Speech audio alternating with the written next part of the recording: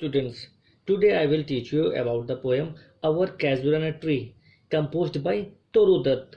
This is very important poem for the students. So in this video, I will tell you the central idea of the poem and two major important explanations of this stanza. This poem has divided in three big stanzas of each 11 lines of the stanza. तो ये आपने poem देख लीजिए, इतनी बड़ी poem है ये, और ये यहाँ से यहाँ तक है। फिर इसके बाद ये इधर से इधर स्टार्ट हुई है, फिर ये स्टार्ट है, ऐसे ऐसे करके के पोएम को स्टार्ट किया गया है, बढ़ाया गया है पूरी पोएम को। तो इसके हम दो बेसिक इंपॉर्टेंट स्टेंजास को लेंगे। पहले ये जो है एंड एफ्ट से लेकर के एंड मैन रिपोज तक, एंड सेकेंड स्टेंजा हम लोग what is the that dirge like से लेकर मेरीज तक। ये बेसिक टू इम्पॉर्टेंट स्टेंजाज हैं जिसके बारे में हम लोग एक्सप्लेन करेंगे, और मैं इस पोएम की सेंट्रल आइडिया भी आपको प्रोवाइड करूंगा।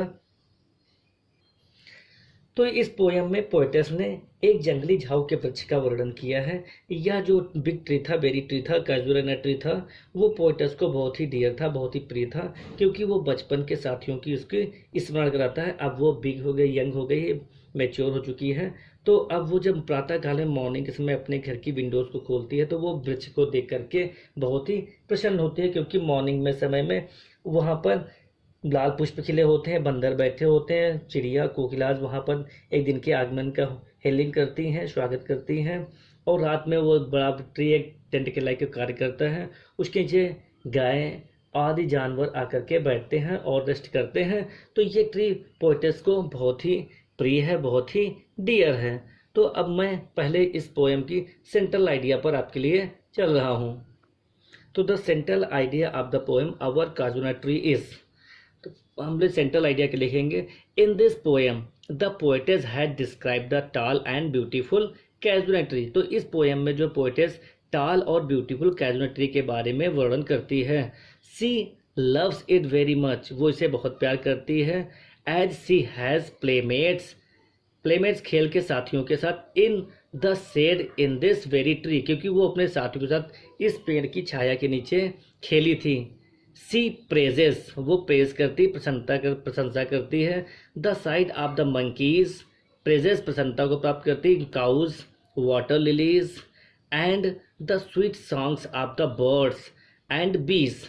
अब वो प्रेजेस और प्रसन्न होती है किस चीज़ से? द साइट ऑफ मंकीज के दृश्य को, काउस को, और कुमुदनिया और पानी के कमल को देख करके, and sweet songs of the birds, और चिड़ियों के मधुर गीतों की आवाज़ों को सुन करके और मधुमक्खियों की आवाज़ों को सुन करके अत्यधिक प्रसन्नता को प्राप्त करती है। She sees everything concerning the tree, उसको ऐसा लगता है कि सब चीज़ जो है ये पेड़ों से ही जुड़ी हुई है, कंसर्न है, अटैच है।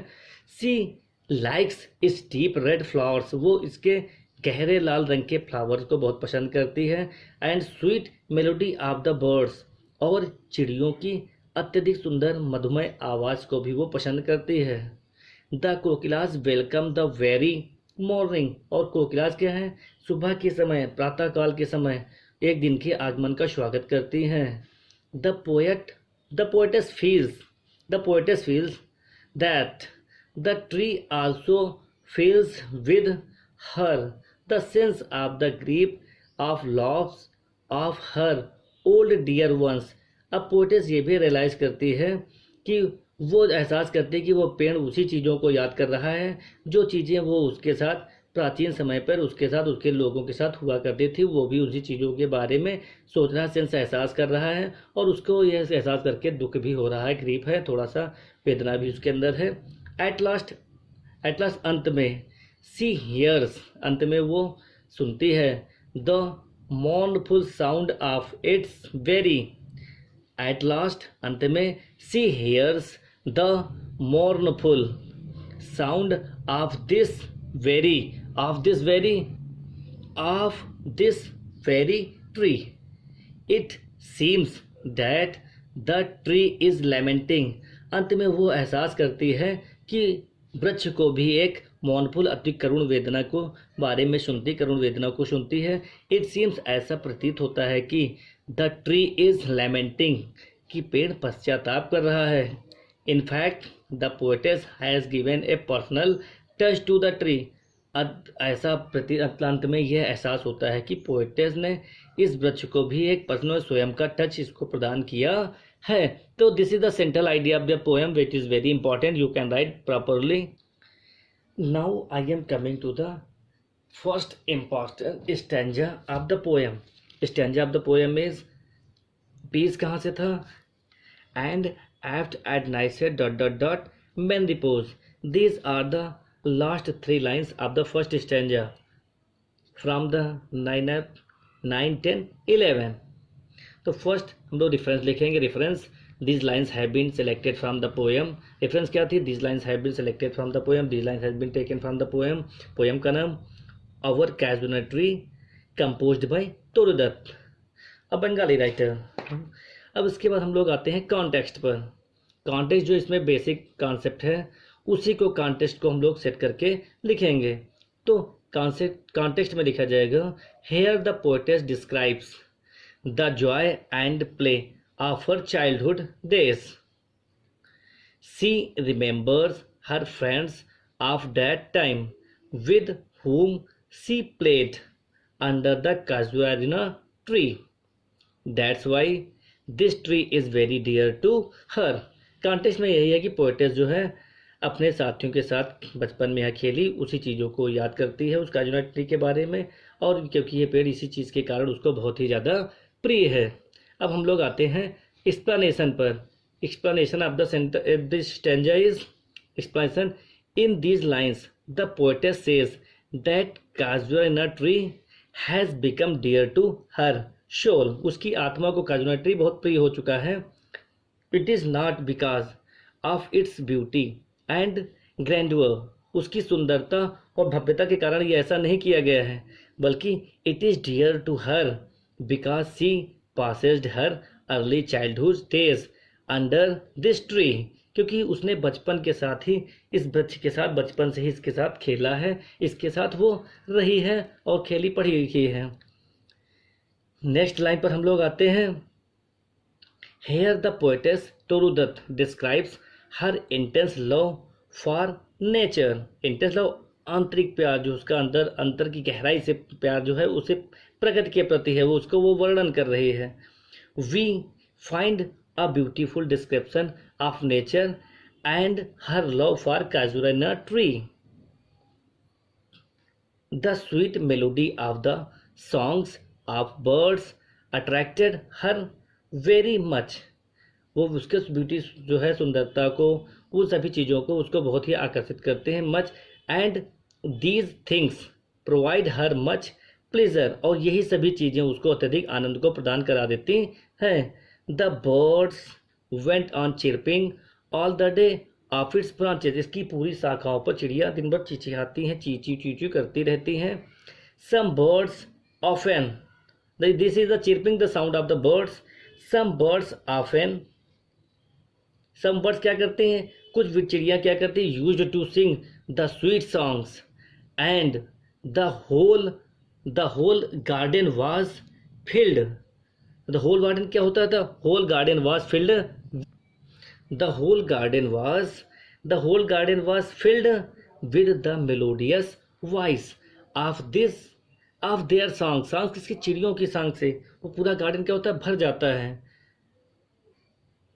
The chirping sounds gives mostly at night at the gardens seems overflows with the sweet songs of the birds in this garden। When the birds sing melodious songs at the time of the night, people take rest in their houses। जब चिड़िया रात में अपने गीतों को गाती है तो व्यक्ति क्या करता है, मोस्टली अपने घरों में रात में सोया करता है और आराम करता रहता है। इन this poem the poetess तोरूदत्त has displayed her great poetic talent in ऑनोमेटोपोइया। इसमें पोएम में क्या है, उसने जो है अपने अत्यधिक ध्वनि है इसमें पोएम, इसलिए पोएट ने जो है यहाँ पर poetic onomatopoeia figure of speech का इसमें यूज भी किया। These are the poetic talents of the poem. तो अब समझ में आपको। जिसके बाद हम लोग चलते हैं second stanza of the poem. Second stanza जो मैंने आपको बताया था, this is the second stanza that What is that dislike murmur that I hear, like the sea breaking on the single beach? It's the trees lamented and every speech that happily and the unknown land may reach. इस stanza को हम लोग explain करेंगे. Now we are coming to the second stanza. This is the last stanza of the poem. सबसे last में है, last की 3 लाइनें हैं. व्हाट इज पीस क्या है हमारा, व्हाट इज दैट से लैंड में reach. It is also very important stanza. तो रेफरेंस हम लोग उसी तरह लिखेंगे, है ना. उसके बाद हम लोग रेफरेंस के बाद now coming to the context. The poetess describes that the casualty is very dear to her. She remembers those days when she played under its shade. In the end, poetess feels that the trees also shares sense of grief. Toru Dutt realizes that the sound of its strains may reach is reaching unknown island. मतलब जो पेड़ का जो है एर speech है वो unknown बहुत दूर दूर के आइलैंड को, द्वीपों को उसकी पहुंच रहा है. जो उसका रिप्टेंड है, पेड़ का पश्चाताप है, पछतावा है, वो बहुत दूर के आइलैंड में द्वीपों तक पहुंच रहा है. तो पोएटेस उन चीज़ों को एक्सप्लेन करना चाहती है, बताना चाहती है. अब एक्सप्लेनेशन में हम लोग क्या लिखेंगे. Now we are coming to the explanation. Explanation is that the poetess says that the tree reminds of her dear friends of childhood days. मतलब पोएटेस के जो चाइल्डहुड के डेज थे, बचपन के दिनों के जो मित्र थे, उन दिनों को याद कराती है. She hears its morning sound. Morning में जो उसका विलाप कर रही थी, पश्चाताप, murmuring sound. She compares, she hears its murmuring sound. She compares the sound to a dears.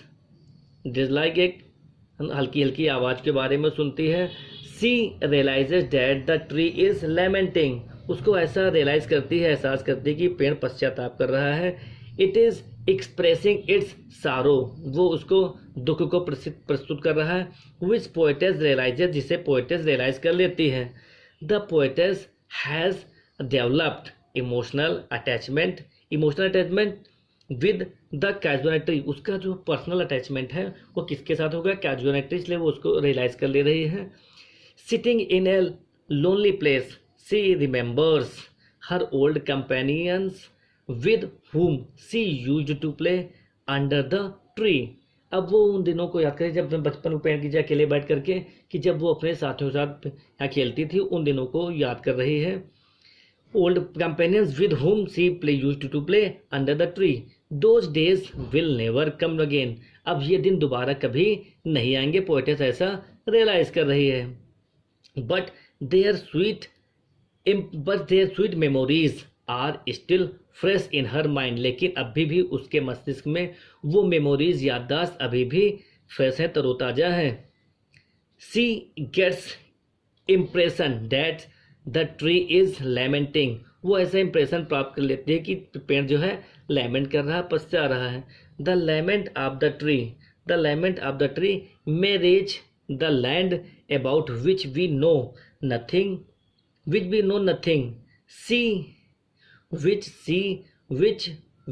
know nothing, full stop. She finds close connection of the tree with human feelings. अब वो क्या करती है, उसका जो क्लोज कनेक्शन किसके, पेड़ के साथ पाया जाता है, तभी तो वो पेड़ के सभी प्रकार के एहसासों को वो प्राप्त कर लेती है. तो पोएट जो है इस लास्ट स्टेज में बता रहे कि पेड़ को, उसको कुछ कष्ट है, दुख है, तभी वो उसकी विचित्र आवाज़ को, एर स्पीच को वो सुन लेती है और रियलाइज़ कर लेती है. उसको ऐसा रियलाइज़ होता है कि शायद यही पेड़ का पश्चाताप है. अब इस पर हम लोग आते हैं पोएटिक ब्यूटी पर, या बॉटम नोट्स, या क्रिटिकल कमेंट्स पर. तो सब में वही लिखा जाएगा. पहला ही पॉइंट, 3 पॉइंट्स लिखे जाते हैं. The language and the style of the poem is very simple and clear. अब second point, the beauty of the simile in the expression. There's like, क्योंकि लाइक यहाँ पर है. लाइक क्या है, the beauty of the simile, the beauty of the simile in the expression. There's like murmur, ये क्या, like so as जहाँ पर होता है वहाँ पर सिमिली फिगर ऑफ स्पीच होती है. Murmur has been used to the poetess. Second point, third point ये है, the poem is adorned with rich figures of speech. Beautiful, beautiful क्या है ये? ब्यूटीफुल फ्रेजेज हैं। And sweet music, sweet music क्योंकि चिड़ियों की आवाज़, प्रकृति की आवाज़, इन सभी चीज़ों से पोयम जो है परिपूर्ण है, भरी हुई है।